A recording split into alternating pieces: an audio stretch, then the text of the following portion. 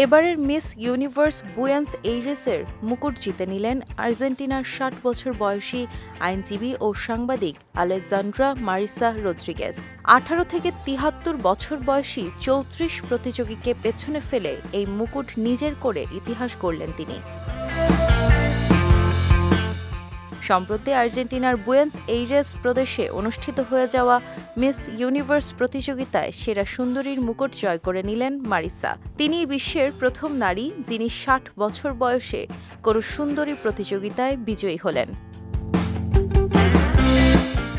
পেশায় সাংবাদিক ও আইনজীবী মারিসা এখন প্রহর গুনছেন মিস ইউনিভার্স আর্জেন্টিনার ফাইনাল জেতার। আর এমনটা হলেই মিস ইউনিভার্সের বিশ্বমঞ্চ সাক্ষী হবে রোমাঞ্চকর এক অভিজ্ঞতার। বিশ্বের বিভিন্ন দেশের সেরা সুন্দরীদের সঙ্গে এক মঞ্চে উঠতে দেখা যাবে ৬০ বছর বয়সী ব্যতিক্রমী এক তরুণীকে। প্রাদেশিক সেরা সুন্দরীর মুকুট জয়ের পর উচ্ছ্বাস ঝরে পড়ছে মারিসার কণ্ঠেও।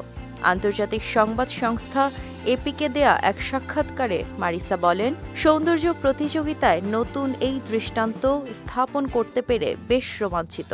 আমরা একটি নতুন অধ্যায় উন্মোচন করেছি, যেখানে কেবল নারীদের শারীরিক সৌন্দর্য নয়, মূল্যবোধ দিয়ে বিচার করা হয়। আসছে মে মাসে এবার জাতীয় পর্যায়ের প্রতিযোগিতায় লড়বেন মারিসা। আর সেখানে বাজিমাত করলেই আর্জেন্টিনার হয়ে গ্লোবাল মিস ইউনিভার্স সুন্দরী প্রতিযোগিতায় অংশ নেওয়ার সুযোগ পাবেন বলে জানিয়েছেন তিনি।